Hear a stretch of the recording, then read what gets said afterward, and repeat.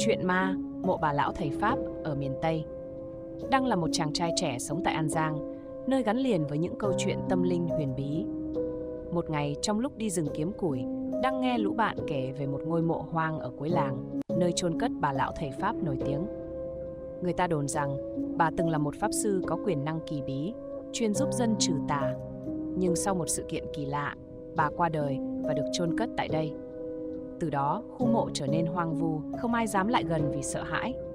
Với tính tò mò, Đăng quyết định đến ngôi mộ vào đêm trăng tròn để kiểm chứng lời đồn. Cầm theo một cây đèn dầu cũ kỹ, cậu bước vào khu đất hoang lạnh lẽo, nơi cỏ dại mọc tùm. Đúng như lời kể, ngôi mộ nằm cô độc dưới gốc cây cổ thụ, xung quanh lặng như tờ, chỉ nghe tiếng gió rít qua kẽ lá. Khi Đăng tiến lại gần ngôi mộ, một cơn gió lạnh thổi qua làm tắt ngọn đèn dầu. Bóng tối bao trùm khiến Đăng cảm thấy rợn người. Đột nhiên cậu nghe tiếng thì thầm như vọng lên từ dưới lòng đất. Tại sao lại quấy rầy giấc ngủ của ta? Đăng hoảng sợ, quay đầu bỏ chạy, nhưng đôi chân như bị ghim chặt xuống đất. Từ phía ngôi mộ, một bóng người phụ nữ già nua, với gương mặt đầy nếp nhăn, chậm rãi bước ra. Đôi mắt bà sáng rực, nhìn thẳng vào Đăng. Người trẻ tuổi, ta không muốn làm hại con, nhưng đừng vì tò mò mà xúc phạm người đã khuất. Hãy rời khỏi đây và đừng bao giờ quay lại. Vừa dứt lời, bóng bà lão tan biến trong làn sương mờ. Đèn dầu trong tay đang bất ngờ sáng trở lại, nhưng đôi chân cậu run rẩy không đứng vững. Không chút do dự, cậu chạy một mạch về nhà, lòng thề sẽ không bao giờ đặt chân đến đó lần nữa. Từ hôm ấy, Đăng trở nên trầm lặng hơn, không còn tò mò về những điều huyền bí. Cậu hiểu rằng có những bí ẩn nên để chúng ngủ yên mãi mãi. Kể từ đêm định mệnh ấy, Đăng cố gắng tránh nhắc đến chuyện ngôi mộ và lời cảnh báo của bà lão. Tuy nhiên, những hiện tượng kỳ lạ bắt đầu xảy ra xung quanh cậu. Đêm đầu tiên sau khi trở về, Đăng nằm mơ thấy một cánh đồng mênh mông. Giữa đó là ngôi mộ của bà lão. Trong giấc mơ, bà đứng đó nhìn cậu bằng ánh mắt vừa nghiêm khắc vừa đầy thương cảm. Bà giơ tay lên, chỉ vào một góc rừng rồi biến mất. Khi tỉnh dậy, Đăng mồ hôi đầm đìa, tim đập thình thịch, nhưng hình ảnh trong mơ vẫn ám ảnh cậu. Ngày hôm sau, Đăng đang làm việc trong vườn thì nghe tiếng thì thầm bên tai, dù xung quanh không có ai. Tiếng nói ấy giống hệt giọng của bà lão trong mơ. Còn một món đồ, con phải trả lại cho ta. Đăng giật mình, nhớ lại đêm hôm đó trong lúc chạy trốn. Cậu vô tình làm rơi chiếc vòng tay mà bà nội từng tặng. Đó là kỷ vật quý giá, nhưng cậu chưa dám quay lại tìm. Sau nhiều đêm liền bị ám ảnh bởi giấc mơ lặp lại, Đăng quyết định quay lại ngôi mộ để trả món đồ. Lần này, cậu mang theo nhang và một ít lễ vật để tạ lỗi. Vào đêm trăng sáng, cậu đứng trước ngôi mộ, thắp nhang và lẩm bẩm xin lỗi. Khi khói nhang lan tỏa, một bóng mờ mờ hiện lên, chính là bà lão. Nhưng khác với lần trước, bà không còn vẻ giận dữ mà chỉ khẽ gật đầu. Bà nói, con đã giữ lời, lòng con trong sáng. Từ nay, không ai quấy rầy con nữa. Sau khi bà biến mất, Đăng cảm thấy nhẹ nhõm, như trút được gánh nặng. Cậu cúi chào ngôi mộ rồi quay về. Từ đó, không còn giấc mơ hay tiếng thì thầm nào nữa. Câu chuyện về ngôi mộ của bà lão thầy Pháp trở thành bài học sâu sắc cho Đăng. Cậu nhận ra rằng thế giới tâm linh không phải điều để tò mò hay đùa cợt. Những gì thuộc về cõi âm nên được tôn trọng, và đôi khi cách tốt nhất là để chúng ngủ yên. Sau khi trả lại món đồ và xin lỗi trước mộ bà lão, Đăng tưởng rằng mọi chuyện đã kết thúc. Tuy nhiên, vài tuần sau, những hiện tượng lạ bắt đầu xuất hiện trong chính ngôi nhà của cậu. Đêm nọ, khi Đăng đang đọc sách dưới ánh đèn dầu, ngọn đèn bỗng dưng chập chờn rồi tắt ngấm. Trong màn đêm im lặng, cậu nghe thấy tiếng bước chân chậm rãi trên mái nhà. Đăng rợn người, cố giữ bình tĩnh, tự nhủ đó chỉ là gió. Nhưng tiếng bước chân ngày một rõ hơn, như thể ai đó đang đi lại ngay trên mái nhà. Không dừng lại ở đó, Đăng bắt đầu thấy những cái bóng thoáng qua trong góc nhà, dù khi kiểm tra kỹ thì chẳng có gì. Một đêm khác, khi cậu đang ngủ, cánh cửa sổ tự động mở toang, gió lạnh ùa vào kèm theo mùi hương nhang thoang thoảng. Lạ lùng hơn, trên chiếc bàn gỗ có một chiếc lá bàng khô không biết từ đâu xuất hiện. Những hiện tượng kỳ lạ kéo dài khiến Đăng không thể ngồi yên. Cậu quyết định tìm gặp thầy Tâm, một người thầy chuyên về tâm linh trong vùng. Sau khi nghe câu chuyện, thầy Tâm nói, bà lão không còn giận con, nhưng nơi con đi qua đã chạm vào một cánh cửa vô hình. Những linh hồn lang thang quanh đó đang tìm cách bám vào con để tìm đường trở về. Thầy Tâm làm một lễ cúng nhỏ, dặn Đăng phải đặt một bát nước sạch và nhang trước nhà trong 3 ngày để dẫn lối cho các linh hồn rời đi. Đăng làm theo lời dặn, mỗi tối đều thắp nhang và đọc lời cầu nguyện. Đến ngày thứ 3, khi Đăng đang thắp nhang, cậu cảm nhận được một luồng khí mát lành bao trùm quanh mình. Một cái bóng mờ nhạt xuất hiện, nhìn cậu rồi từ từ tan biến. Từ hôm đó, mọi hiện tượng kỳ lạ trong nhà đều chấm dứt. Đăng không còn gặp những chuyện tâm linh nữa, nhưng trong lòng cậu khắc sâu bài học về sự tôn kính với thế giới vô hình.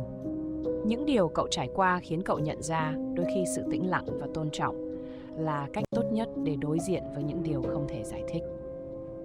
Tưởng chừng mọi chuyện đã khép lại, nhưng một lần nữa, Đăng lại đối diện với những hiện tượng khó lý giải. Sau khi trải qua những lần kinh hoàng trước, Đăng quyết định sống đơn giản và tránh xa mọi điều liên quan đến tâm linh. Tuy nhiên, điều đó không ngăn được cái gì đó từ cõi vô hình tìm đến cậu. Một đêm, Đăng đang ngủ thì bất ngờ tỉnh giấc bởi cảm giác ai đó đang đứng cạnh giường. Trong ánh sáng lờ mờ, cậu nhìn thấy một bóng người phụ nữ mặc áo dài trắng, gương mặt không rõ ràng, đứng im lặng ở góc phòng. Cậu cố trấn tĩnh, tự nhủ rằng mình đang mơ, nhưng tiếng thở nhẹ của bà lão lại vang lên rõ mồn một. Cậu ngồi bật dậy, bật đèn dầu, nhưng bóng dáng ấy đã biến mất. Khi nhìn xuống sàn, Đăng phát hiện những dấu chân nhỏ ướt sũng kéo dài từ cửa vào đến giường của mình. Điều kỳ lạ là ngoài trời đêm đó hoàn toàn khô ráo. Hôm sau, Đăng quyết định kể chuyện cho bà nội nghe. Nghe xong, bà lặng người rồi bảo, đó không phải là ngẫu nhiên, có lẽ bà lão thầy Pháp muốn nhắn nhủ điều gì đó.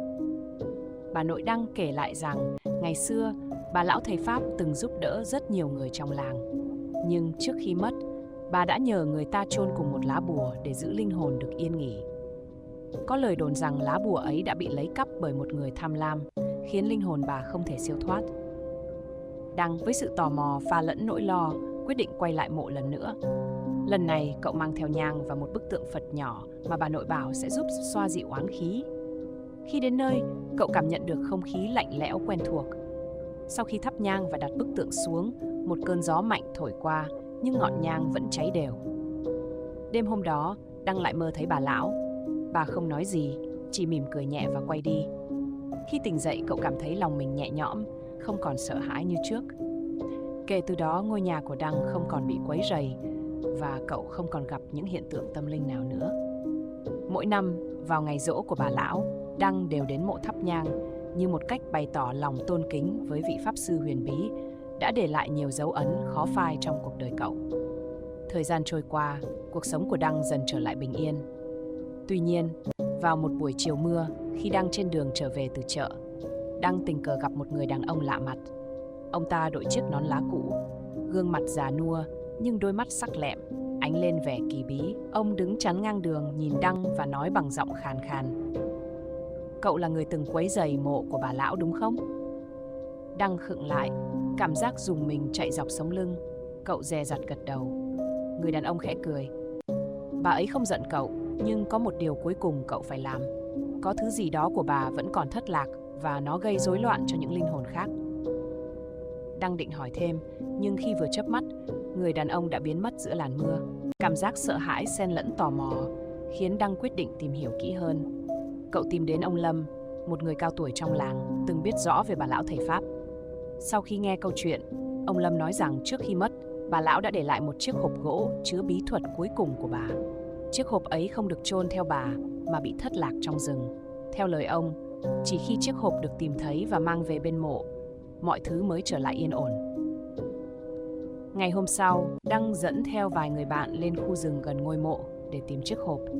Sau nhiều giờ mò mẫm trong bụi rậm, họ phát hiện một chiếc hộp gỗ cũ kỹ nằm lẫn dưới lớp lá khô. Bên ngoài hộp khắc những ký tự cổ mà không ai hiểu được. Khi đặt chiếc hộp trước mộ và thắp nhang, một cơn gió nhẹ thoảng qua, mang theo mùi hương nhang thơm ngát. Đăng cảm thấy như có ai đó đang nhìn mình từ xa, nhưng lần này không còn cảm giác sợ hãi. Cậu nghe thấy một giọng nói quen thuộc vang lên trong đầu. Cảm ơn con, mọi thứ đã kết thúc. Từ hôm đó, không còn bất kỳ hiện tượng kỳ bí nào xảy ra nữa. Đăng hiểu rằng lần này mọi oán khí và bí mật xưa cũ của bà lão thầy Pháp cuối cùng đã được hóa giải. Cậu thầm hứa sẽ luôn sống tốt, không bao giờ xâm phạm đến những điều thuộc về thế giới vô hình nữa. Sau khi trả lại chiếc hộp gỗ cho mộ bà lão, Đăng hoàn toàn tin rằng mọi chuyện đã khép lại.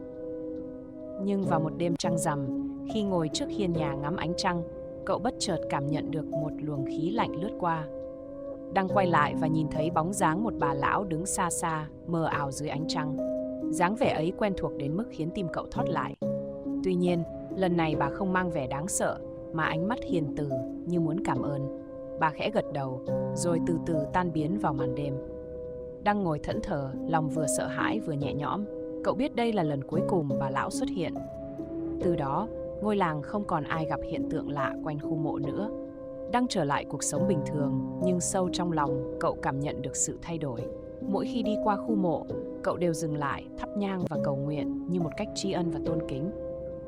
Hơn một năm sau, trong một lần ra đồng làm việc, Đăng gặp lại người đàn ông bí ẩn từng nhắc về chiếc hộp.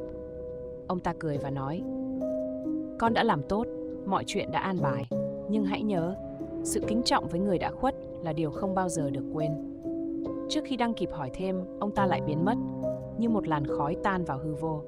Từ đó, Đăng không bao giờ gặp bất kỳ hiện tượng tâm linh nào nữa. Cuộc đời cậu trôi qua bình lặng, nhưng câu chuyện về mộ bà lão thầy Pháp mãi là ký ức không thể quên.